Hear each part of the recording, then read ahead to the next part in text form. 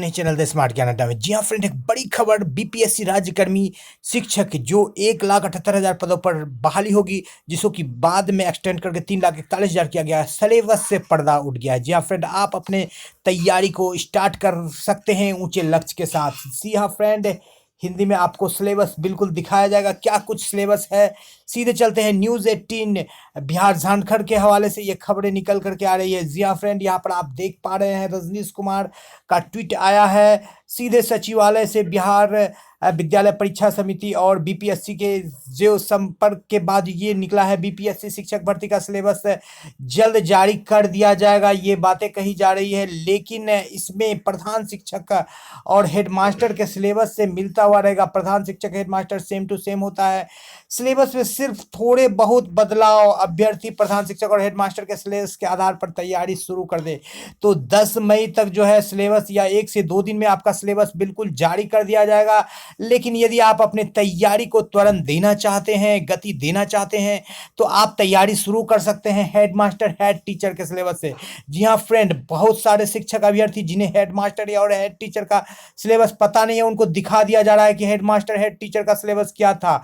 जी हाँ फ्रेंड, यहाँ पर देख पा रहे हैं आपको पूर्णांक 75 यानी 150 नंबर का जो परीक्षा था, तो 75 नंबर में इसमें सामान्य ज्ञान विज्ञान से संबंधित क्षेत्र से प्रश्न थे। जी हाँ फ्रेंड, जिसमें से सामान्य विज्ञान, राष्ट्रीय और अंतर्राष्ट्रीय महत्व की समसामयिक घटनाएं, जिसको करंट अफेयर्स बोलते हैं, भारतीय राष्ट्रीय आंदोलन तथा उसमें बिहार का योगदान, ये महत्वपूर्ण है। ये सब तीनों के तीनों में से कोई हटेगा नहीं। भूगोल ये हटेगा नहीं, राज्य व्यवस्था नहीं हटेगा, ये रहेगा ही रहेगा।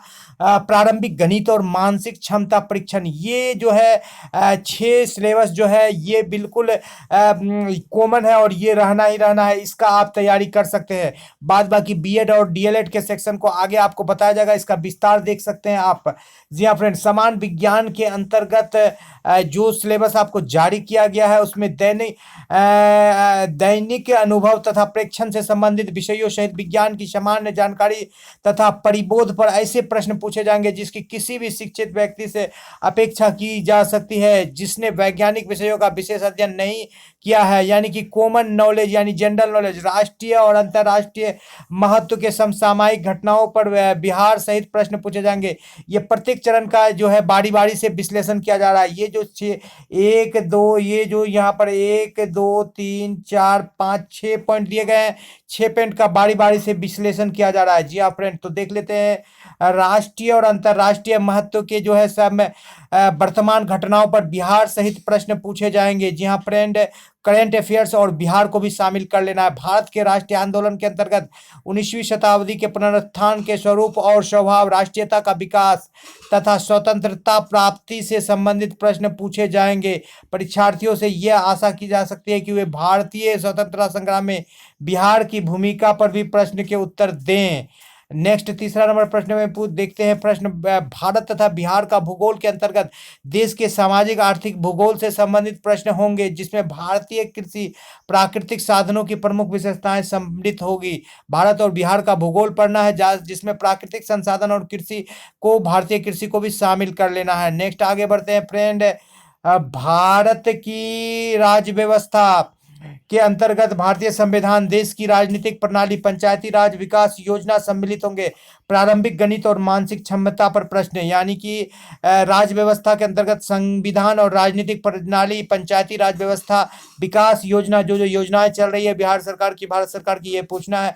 और प्रारंभिक गणित और मानसिक की जांच परीक्षा का से संबंधित प्रश्न होंगे, यानी मैथ से जो जनरल चैप्टर्स होते हैं, जैसे लाभ हानि हो गया, संख्या पद्धति हो गया, एक ही के नियम हो गया, चक्रवृद्धि ब्याज हो गया, रेखा गणित हो गया, अंक गणित हो गया, सामान्य में सांख्यिकी हो गया, क्षेत्रमिति, ये सारे अलजेब्रा हो गया, छोटे मोटे टाइप के। तो ये सारे गणित पूछे जाएंगे। गणित, मानसिक योग्यता, ये जो है चैप्टर वाइज होंगे। 1 to 5 में 1 to 5 लेवल का, 1 to 8 में 6 to 8 में 6 to 8 लेवल का, और 9 10 में 9 10 लेवल का रहेगा। जी हाँ फ्रेंड, अब बात कर लेते हैं जो पाठ्यक्रम डीएलएड का सिलेबस होगा हाई स्कूल के परीक्षार्थियों के लिए, बीएड होगा, अन्य जो कि मिलते जुलते हैं। इसमें आपको देख लेते हैं क्या क्या है। बच्चे और बचपन, सामाजिक, सांस्कृतिक और ऐतिहासिक समय, इकाई 1 में बाल अधिकारी को संदर्भ में उपेक्षित वर्गों में आने वाले बच्चों पर विशेष चर्चा, शिक्षा, विद्यालय और समाज, अंतर संबंधों की समझ, विद्यालय में समाजीकरण की प्रक्रिया, विभिन्न कारकों की भूमिका व प्रभावों की समझ, शिक्षा, सामान्य अवधारणा, उद्देश्य एवं विद्यालय की प्रकृति, शिक्षा को समझने के लिए विभिन्न आधार, दृष्टिकोण, दर्शन शास्त्रीय, मनोवैज्ञानिक और सामाजिक शास्त्रीय, शिक्षा का साहित्य, शिक्षा का इतिहास आदि, ज्ञान की अवधारणा, दार्शनिक परिप्रेक्ष्य देना, ये इकाई एक है। यहाँ पर जो डीएलएड का सिलेबस है वो 9-10 यानी के लिए, और बीएड का थोड़ा सा चेंज होगा, और 1 to 5 के लिए थोड़ा सा चेंज किया जा सकता है, लेकिन जो पिछला सामान्य बताया गया वो नहीं चेंज होगा। और इकाई 2 में गांधी जी के बारे में स्वराज, सामाजिक दर्शन और शिक्षा के संबंध में जो रेखांकित किया गया है उसको पढ़ लेना है। गिजू भाई सिलेबस में दिया गया, बधे का दीवा स्वप्न, शिक्षा में प्रयोग के विचार को रेखांकित करते हुए रविंद्रनाथ टैगोर, सीखने में स्वतंत्रता एवं स्वायत्तता की भूमिका का रेखांकित करते हुए मारिया मांटेसरी, ग्रहणशील एवं मन पुस्तक से विकास के क्रम में शिक्षक अध्याय, बच्चों के सीखने की संबंध में विशेष पद्धति को रेखांकित करते हुए ज्योतिबा फूले, हंटर आयोग 1862 को दिया गया बयान, शैक्षिक, सामाजिक और सांस्कृतिक असमानता को रेखांकित करते हुए डॉक्टर जाकिर हुसैन के विषय में पढ़ लेना।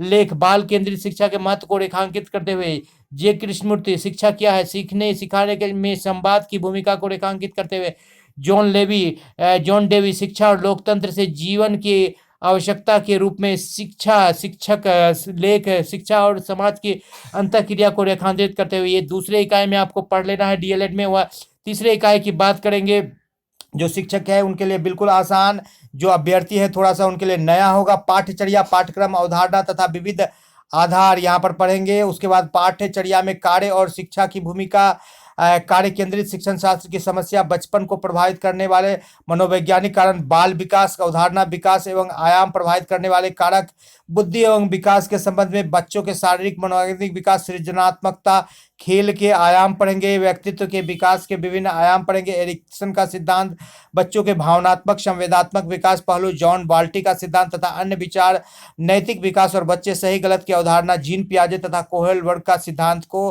पढ़ेंगे। जी हाँ फ्रेंड, ये आपका तीसरे चैप्टर का है। इसी के साथ ही चौथे चैप्टर में ईसीसी की आवश्यकता, एक संतुलित संदर्भित ईसीसी की पाठचर्या की समझ, उसके बाद बात करेंगे तो ईसीसी पाठचर्या, लघु एवं दीर्घकालिक उद्देश्य नियोजन, कक्षा में विकासोन्मुख, बाल केंद्रित तथा समावेशी वातावरण निर्माण, प्रारंभिक वर्षों में विकास के विभिन्न आयाम एवं अधिभंग, विशेष आवश्यकता वाले बच्चे जिसे दिव्यांग कहा जाता है उसका देखभाल, शारीरिक शिक्षा, अवधारणा एवं महत्व, बिहार में प्रारंभिक के बाल्यावस्था के देखभाल और शिक्षा की वर्तमान स्थिति, राज्य में प्रारंभिक बाल्यावस्था शिक्षा की चुनौती एवं नवाचार, राज्य में विद्यालय की तैयारी में संस्थाओं की अकादमिक और सामाजिक अपेक्षा। ये 4 हो गए। 5वां चैप्टर की बात करते हैं फ्रेंड यहाँ पर, तो देख लेते हैं। शिक्षा, विद्यालय संस्कृति के संगठनात्मक पहलू में अवधारणा, संरचना एवं घटकों की अवलोचनात्मक समझ, शिक्षा के अंतर्गत विद्यालय व्यवस्था में परिवर्तन, समावेशी शिक्षा के अनुरूप विद्यालय संगठन और प्रबंधन, कला केंद्रित शिक्षा के माध्यम से विद्यालय परिवेश एवं कक्षाई शिक्षण में बदलाव, कक्षागत शिक्षण प्रकृति, परंपरागत, बाल केंद्रित, लोकतांत्रिक, सृजनात्मक आदि, पाठ सहगामी क्रिया में शैक्षिक क्रिया महत्व, योजना क्रियान्वयन, गतिविधि, खेलकूद इत्यादि, विद्यालय में आकलन मूल्यांकन व्यवस्था, सतत एवं व्यापक मूल्यांकन, प्रगति पत्रक, शिक्षक वृत्ति विकास के बारे में जानेंगे, किस तरह से विकास किया जाएगा, नीति और विमर्श, विद्यालय में नेतृत्व अवस्था, शैक्षिक, प्रशासनिक, सामूहिक शिक्षण शास्त्रीय परिवर्तन। जी हाँ फ्रेंड, छठा और चैप्टर में देखेंगे तो निकटवर्ती जिला स्तरीय संस्थाओं के बारे में पढ़ेंगे, बीआरसी, सीआरसी, एसआरसी, डाइट, बाइट, इन सारे के बारे में, बीईपी के पढ़ेंगे, HCERT, NCERT, BEP, BSEB, BBOSE, NCERT, सारे संस्थाओं के बारे में, यानी कि प्रखंड स्तर से लेकर के जो अंतरराष्ट्रीय स्तर तक की जो संस्था है उसके बारे में पढ़ेंगे। राष्ट्रीय संस्थाओं में राष्ट्रीय शैक्षिक अनुसंधान एवं प्रशिक्षण एनसीईआरटी के बारे में पढ़ेंगे, सीबीएसई के बारे में, राष्ट्रीय शैक्षिक योजना संस्था, नई शिक्षा नीति को भी शामिल किया जाएगा फ्रेंड। 7वां इकाई में हम लोग समावेशन अपवर्जन शिक्षा के बारे में पढ़ेंगे, विशेष आवश्यकता वाले बच्चे, कक्षाओं में विविधता, समावेशी शिक्षा पर यहाँ पर चैप्टर है। और यहाँ पर जो है आईटी से संबंधित सेक्टर है, पाठ सहगामी क्रिया है, जेंडर संवेदनशीलता, समानता और न्याय से संबंधित सेक्टर है। और 8वें नंबर में हम लोग देखते हैं तो राष्ट्रीय पाठ्यचर्या की रूपरेखा 2005 एनसीपी 2005 एनसीएफ जिसको बोलते हैं, पाठ्यचर्या की रूपरेखा 2008 के संदर्भ में जानेंगे। और भाषा, समाज विज्ञान, शिक्षण शास्त्र, शिक्षण अधिगम में ऑडियो विजुअल मल्टीमीडिया का उपयोग और महत्व के बारे में जानेंगे।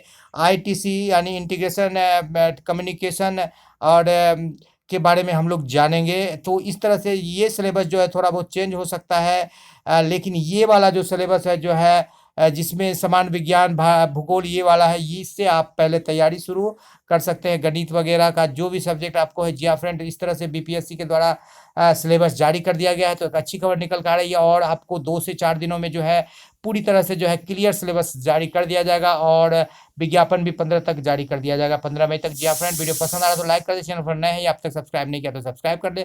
तो स्मार्ट ज्ञान अड्डा आपका अपना चैनल साथी जो आपके जोश की कामना करता है। वीडियो शुरू से लेकर अंत तक देखने के लिए आपका बहुत बहुत धन्यवाद।